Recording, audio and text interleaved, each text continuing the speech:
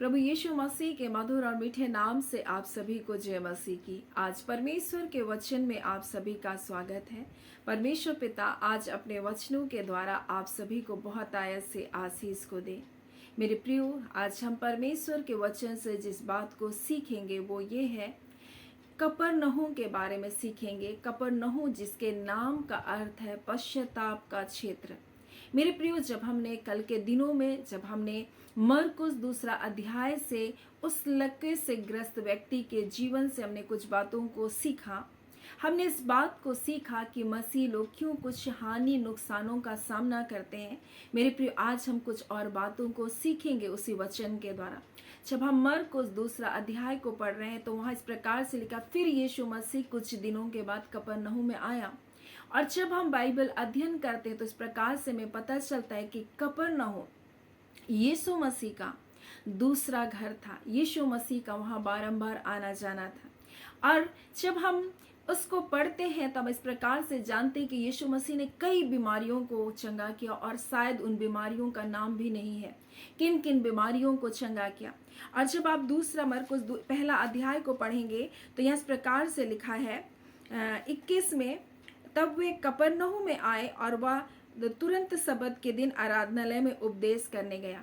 मेरे प्रियो, कफरनहूम का अर्थ है पश्चाताप का क्षेत्र, और यीशु मसीह इस जगह में उसका बारंबार आना जाना है।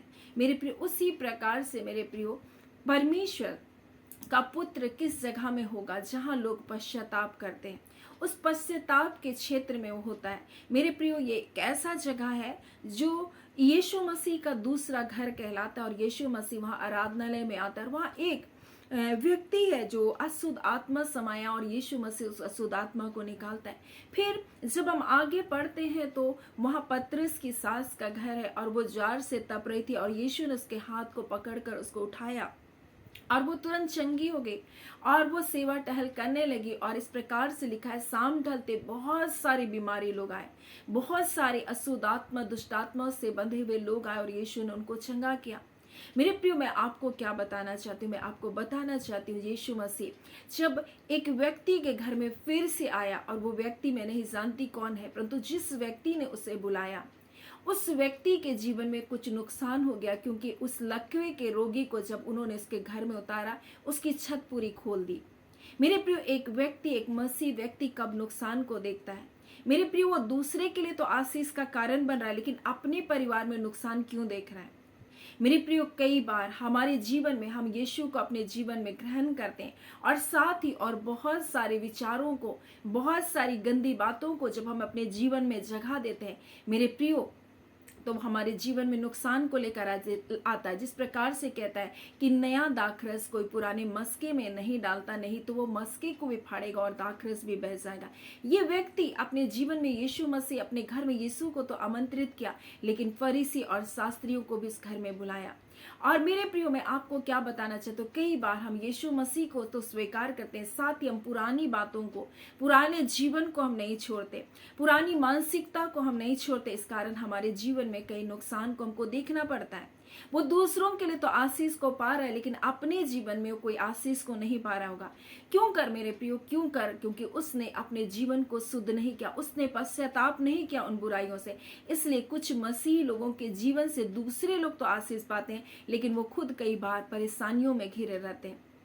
मेरे प्रियो, कई बार वो दूसरों के लिए तो आशीष का कारण बनते हैं, लेकिन अपने लिए वो कोई भी भलाई को नहीं देख पाते। इस व्यक्ति ने, जिसने यीशु मसीह को अपने घर में आमंत्रित किया, वो कौन से विचारों में लेकर आया? यीशु मसीह उस कफरनहूम में बारंबार आता था, और वो इतना फेमस हो गया था मेरे प्रियो कि वो जिसके घर में आता था वहां पर क्या भीड़ लग जाती थी।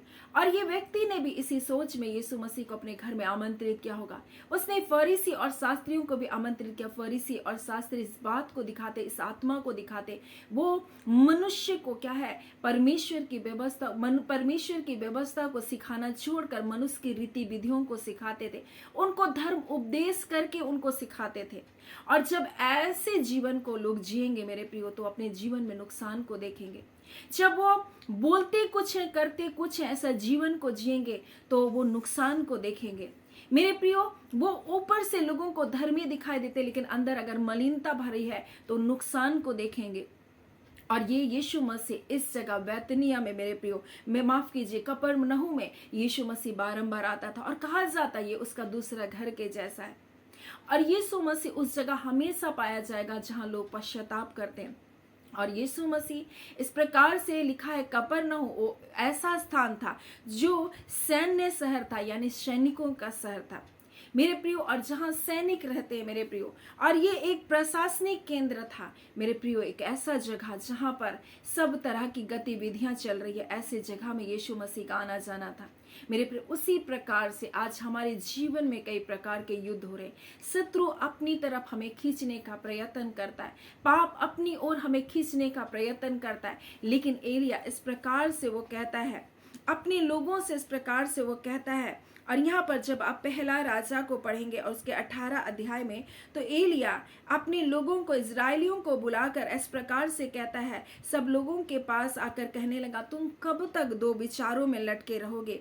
यदि यहोवा परमेश्वर के हो तो उसके पीछे हो लो, यानी चुनाव करना हमारा है मेरे प्रियो। हम इन दिनों में हम परमेश्वर के वचन से जिस बात को हम सीख रहे हैं वो हम अपने जीवन को जांचने के विषय में मेरे प्रियो, कहीं कोई दूसरे विचारधाराएं तो हमारे जीवन में नहीं है, कोई ऐसी रीति विधियों में तो हम फंसे नहीं है। इसलिए जब आप कुलीसी दूसरा अध्याय को पढ़ेंगे तो इस प्रकार से लिखा है, चौकस रहो, कोई तुम्हें तत्व ज्ञान और व्यर्थ धोखे से अपना अहेर ना बना ले, अपना शिकार ना बना ले, लिखा है। और लिखा, जो मनुष्य की परंपराओं को संसार की आदि के शिक्षा के अनुसार तो है, परंतु मसीह के अनुसार नहीं। ये फरीसी, ये शास्त्री रीति विधियों को परमेश्वर के वचन के जैसा सिखाते थे, तुमको इसको पालन करना है, तुमको ये करना है, तुमको वो करना है। परंतु यीशु मसीह क्या कहता है, तुम सौंप और पुदीने का दसवांश देना तो सिखा रहे हो, तुम ये करो वो करो तो सिखा रहे हो, लेकिन तुम मुख्य बात, व्यवस्था की जो मुख्य बात है, प्रेम करना, न्याय करना, दया करना, इसको तुम भूल गए हो, क्षमा करना तुम भूल गए हो मेरे प्रिय। आज हमारे जीवन को जांचने की आवश्यकता है, कहीं कोई दूसरे विचार तो हमारे जीवन में कार्य नहीं करे। कब तक हम दो विचारों में लटके रहेंगे? अगर हम परमेश्वर के हैं तो हम परमेश्वर के हैं, 100% परमेश्वर के हैं मेरे प्रियो। हम 50-50 का जीवन को नहीं जी सकते, हम आधा अधूरा जीवन को नहीं जी सकते, हम इस प्रकार से ठंडा या कुनकुना जीवन को हम नहीं जी सकते मेरे प्रियो। परमेश्वर का वचन कहता है, दो ही मार्ग है मेरे प्रियो, या तो संसार का मार्ग है या फिर सत्य का मार्ग है मेरे प्रियो। आज हमको चुनना है, ज्योति है और अंधकार है, हमको चुनाव करना है, जीवन है और श्राप है, हमको चुनना है। हम श्राप को चुन रहे हैं, हम आशीष को, हम जीवन को चुन रहे हैं, हम मृत्यु को चुन रहे हैं मेरे प्रियो। हमारा चुनाव है, परमेश्वर ने हमको स्वतंत्र बनाया। आज ये व्यक्ति अपने जीवन में क्यों नुकसान को देखा? क्योंकि उसने दो तरफा जीवन को चुना, उसने अपने घर में दो तरह के विचारों को रखा मेरे प्रियो। अगर हम मसीह के हैं तो पूरी रीति से मसीह के हो जाए, हम 50-50 जीवन को ना जिए। इसलिए उसका वचन कहता है, जब हम पढ़ रहे थे मेरे प्रियो, तब इस प्रकार से लिखा हुआ है यहाँ पर, जो हमको मिलता है कुलुसी में, इस प्रकार से लिखा हुआ है कि पुराना जीवन और नया जीवन। कुलुसी उसका 3 अध्याय के 5 में, इसलिए उन अंगों को मार डालो जो पृथ्वी पर हैं, व्यभिचार, अशुद्धता, दुष्कामना, बुरी लालसा, लोभ, जो मूर्ति पूजा के बराबर है। परमेश्वर का वचन कहता है इसको मार डालो। यानी हम जब मसीह यीशु में है मेरे प्रियो, हमें उन कार्य को अपने जीवन से मार डालना है। परमेश्वर का वचन कहता है, परमेश्वर का प्रकोप इन्हीं आज्ञा ना मानने वालों के कारण पड़ता है मेरे प्रियो। परमेश्वर का प्रकोप इन बातों के कारण मनुष्य के जीवन में पड़ता है, जब वो बुरी कल्पनाओं में अपने जीवन को जीता है, जब वो दुष्कामना करता है, जब वो अशुद्धता, अपवित्रताई में, व्यभिचार में मेरे प्रियो, बुरी लालसाओं में, लोभ जो मूर्ति पूजा के समान है, अगर उसमें जीवन को जीता है तो मेरे प्रियो परमेश्वर का क्रोध ऐसों के जीवन पर है। वो अपने जीवन में नुकसान को देखेंगे, अपने जीवन में हानि को देखेंगे मेरे प्रियो। और यीशु मसीह आज उस हमारे जीवन में उस कफरनहूम से इस बात को बताता है, तुम पश्चाताप के क्षेत्र में आ जाओ, अपने मन के को क्या करो, शुद्ध और पवित्र करो, तो मैं तुमको ग्रहण करूंगा। परमेश्वर का वचन कहता है, उन अशुद्ध वस्तुओं को मत छू, उनके बीच से निकल जाओ तो मैं तुमको ग्रहण करूंगा, वो कहता है। और परमेश्वर कहता है, मैं तुम मेरी संतान कहलाओगे, तुम मेरे बेटे और तुम मेरी बेटियां कहलाओगे, वो कहता है। क्या हम आज उनके बीच में पड़े हैं? क्या आज हम वैसे जीवन को जी रहे या आधा अधूरा जीवन को जी रहे? हम दो विचारों में मेरे प्रियो, परमेश्वर ने इजरायलियों को मिस्र की गुलामी से निकालकर 40 वर्ष क्यों इस यात्रा कराया? जरा सोचिए, उनकी मानसिकता बिल्कुल वैसे ही थी, उनके विचार बिल्कुल वैसे थे। आज पाप में स्वभाव हमारे जीवन पर राज्य करना चाहता है, लेकिन परमेश्वर का वचन कहता है उन अंगों को तुम मार डालो, इस पृथ्वी पर जो अंग है उनको मार डालो। मेरे प्रिय, वो कहता है इसका अर्थ ये नहीं कि हम अपने आप को मार डालें, नहीं, इसका अर्थ ये है जिस प्रकार से हम मसीह यीशु में हम गाड़े गए, हम जी उठे मेरे प्रियो। अब हम जीवित नहीं है परंतु मसीह हम में जीवित है। ये सोचकर अपने जीवन में इस विश्वास के द्वारा अपने जीवन को चले और पाप की ओर अपने मुख को ना करे और बुराई की ओर अपने जीवन को ना जिए। बहुत हो चुका मेरे प्रियो अंधकार में जीना, परंतु मेरे प्रियो यीशु मसीह का आगमन अति निकट है। इसलिए आज हम पश्चाताप के क्षेत्र में आ जाएं, हम उस युद्ध से बाहर आ जाए जहां दो विचारों की लड़ाई हो रही है, दो भावनाओं की लड़ाई हो रही है। मेरे प्रियो पाप पाप है और मेरे प्रिय पवित्रता पवित्रता। आज चुनाव आपका है, आप किसको चुनेंगे? जीवन को चुनेंगे या मृत्यु को चुनेंगे?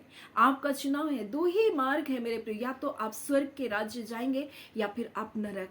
ये आपका चुनाव है। नरक हमारे लिए बिल्कुल भी नहीं बनाया गया। क्या आप जानते हैं नरक हमारे लिए नहीं बनाया गया?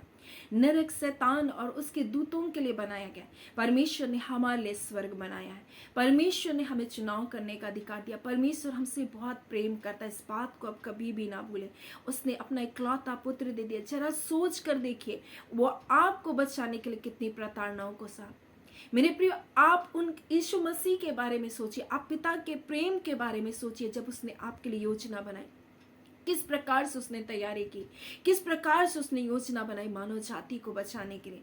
आज हम मानव जाति किस ओर जा रहे हैं? पश्चाताप का क्षेत्र आज भी है मेरे प्रियो।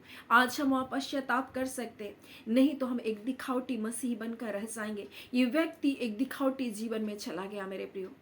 ये व्यक्ति अपने जीवन में मसीह को भी बुलाया और साथ में और विचारों को भी अपने जीवन में बुला लिया मेरे प्रियो। तब उसके जीवन में क्या हुआ? नुकसान आया। आज हम उस नुकसान को, उस नरक के नुकसान से हम बच जाए मेरे प्रियो। वो हमारे लिए नहीं बनाया गया।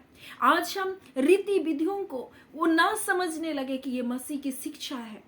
मेरे प्रियो, मसीह को अपने हृदय की सच्चाई के साथ ग्रहण कीजिए, उसको अपने जीवन का वो आधार बना लीजिए, उसके जीवन चरित्र को अपने जीवन चरित्र में उतार लीजिए। उसका सा स्वभाव, उसका सा गुण, उसकी सी बोली, उसकी सी भाषा हमारा हो जाना चाहिए। इसलिए उसका वचन इस प्रकार से कहता है, जब कुलुस्सी 2 अध्याय को पढ़ते तो लिखा, जैसा तुमने मसीह यीशु को प्रभु करके ग्रहण किया। वो प्रभु है मेरे प्रियो। सारे संसार में जितने भी प्रभु हैं उनका वो प्रभु है।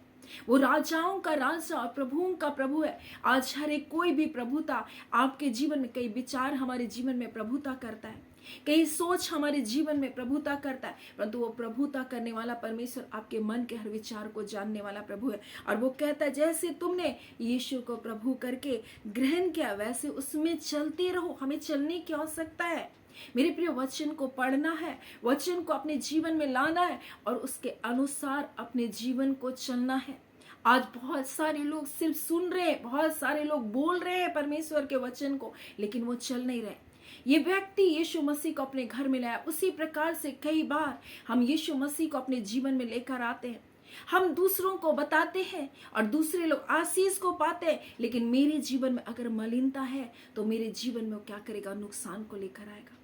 मेरे जीवन में जो पाप को हम को अपने जीवन में अगर हम अधिकार को देंगे, वो हमारे जीवन में नुकसान को लेकर आएगा। लेकिन अगर हम परमेश्वर के हैं तो संपूर्णता 100% हम परमेश्वर के बन के रहें।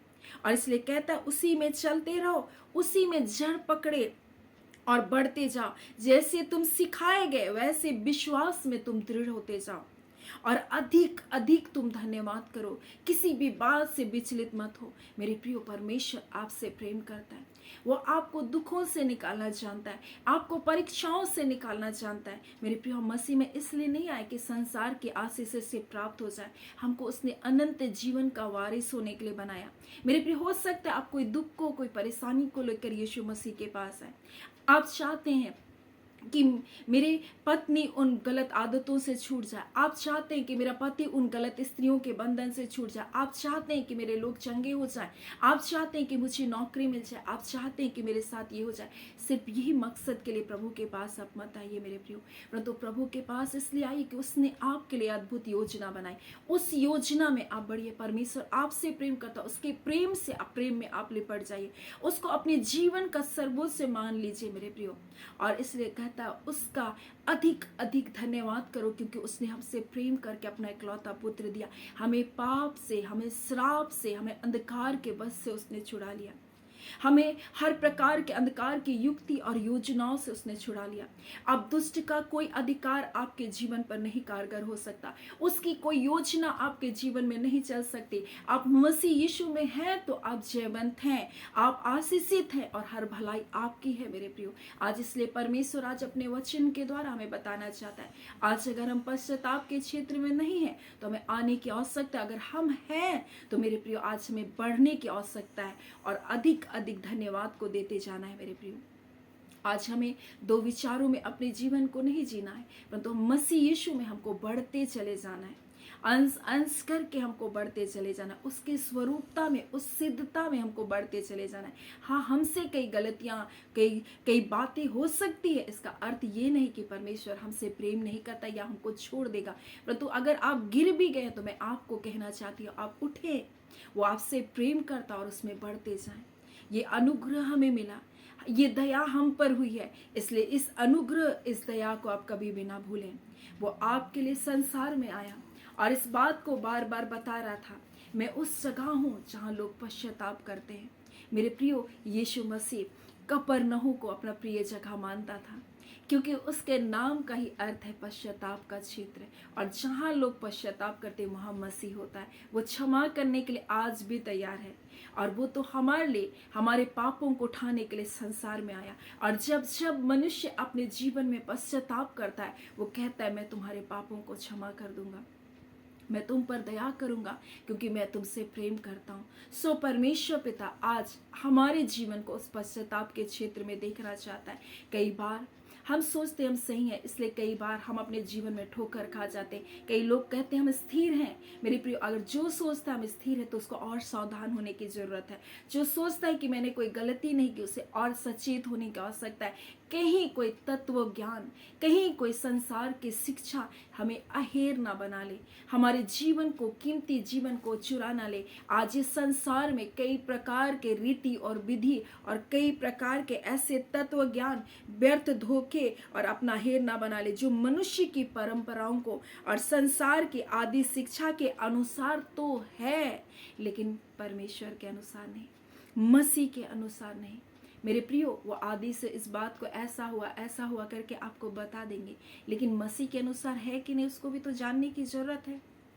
आज हमें अपने जीवन को एक पछतापी जीवन के रूप में जीना है मेरे प्रियो। हम धोखे में ना रह जाएं।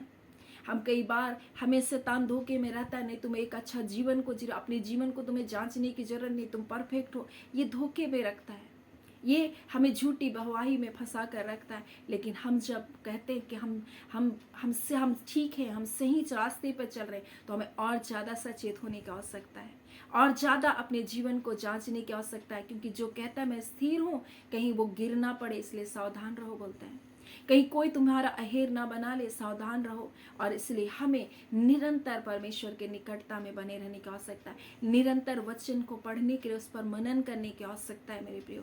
सो परमेश्वर पिता आज अपने वचन के द्वारा हम सभी के जीवन को बहुत आयत से आशीष को दे। आमीन। आइए हम प्रार्थना कर देंगे।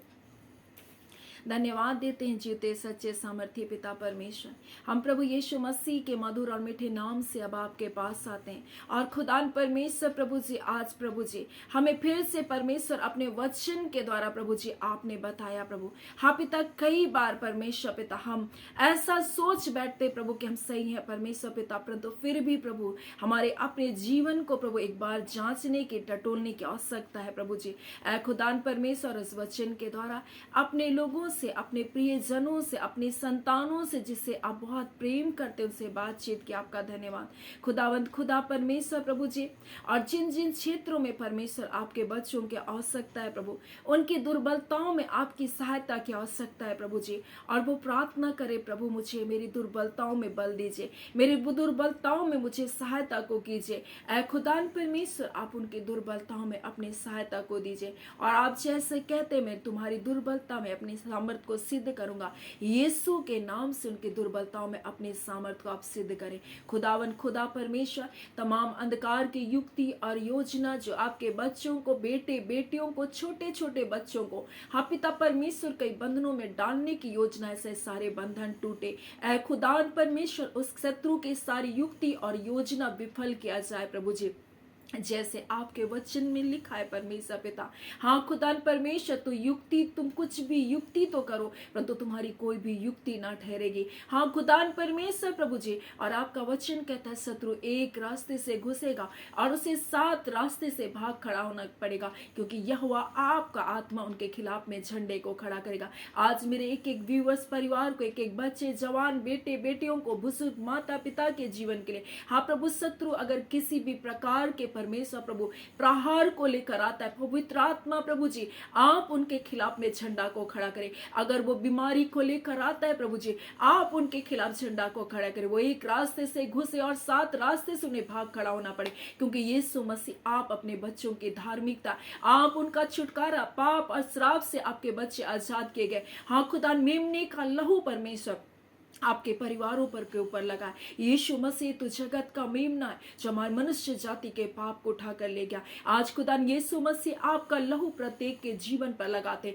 एक एक व्यूअर्स के जीवनों पर लगाते, एक एक बच्चे जवानों के ऊपर लगाते। खुदा परमेश्वर मसीह यीशु में सुरक्षित पाए जाए, हर प्रकार की बुराई से, अंधकार की योजनाओं से परमेश्वर ने बचा रहे, हर परीक्षा से, प्रलोभन से, झूठी बातों से, झूठे मनुष्य की आदि शिक्षाओं से प्रभु अपने लोगों को बचा कर रखे। हाँ पिता, ये ना छूना उसे ना चखना, ऐसी सारी परमेश्वर प्रभु जी झूठी बातों के बंधन टूटे खुदा।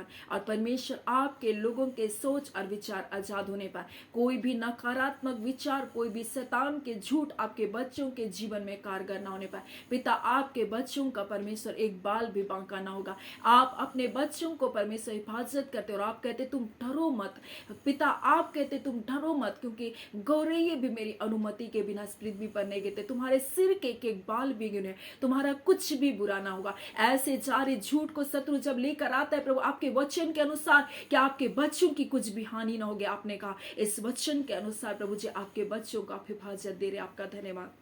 खुदावन परमेश्वर, शैतान की हर एक झूठ परमेश्वर पिता खारिज किया जाए। हाँ पिता, क्योंकि प्रभु यीशु मसीह आप सत्य है प्रभु, आपका वचन सत्य है, आपका वचन जीवित है, आपका वचन प्रबल है परमेश्वर पिता। आपका वचन परमेश्वर हर एक गांठ गांठ और गुदे गुदे कवार पर छेता, मन की भावना और विचारों को जानता। आज पिता इन्हें अपने विचारों को जांचने के लिए पवित्र आत्मा सहायता कीजिए। कोई ऐसे विचार तो नहीं प्रभु जो आपको, आपकी पहचान से इनको दूर लेकर जा रहे, कोई विचार, कोई ऐसी भावनाएं तो नहीं परमेश्वर जो आपकी पहचान से दूर लेकर जा रही है। खुदावन परमेश्वर आपका धन्यवाद। हम एक एक जनों को ब्लेस करते, आपका कल्याण, आपकी कुशलता, आपकी सुरक्षा एक एक प्रिय जनों के ऊपर बना रहे। पिता, हर एक टूटे परिवार जुड़े खुदा यीशु के नाम से, बीमार है चंगे किए जाए परमेश्वर, जिसका रोजगार नहीं है प्रभु यीशु के नाम से उत्तम जॉब मिलने पाए, जिनका घर नहीं है प्रभु अपना घर होने के लिए अनुग्रह कीजिए। हाँ पिता परमेश्वर, जिनकी जो आवश्यकता है प्रभु मसीह यीशु में परमेश्वर पिता, हर एक आवश्यकता है प्रभु उनके जीवन की पूरी किए जाए और आपकी महिमा हो, आपका नाम परमेश्वर महिमा पाने पाए, आपके नाम की बड़ाई और प्रशंसा करते हो मेरे खुदावन परमेश्वर यहोवा। ये प्रार्थना आपके बेटे यीशु के नाम से मांगते हैं, दया सुने अनुग्रह से ग्रहण कर लीजिएगा, आमीन। परमेश्वर पिता आप सभी को बहुत ऐसे आशीष को दें, आमीन।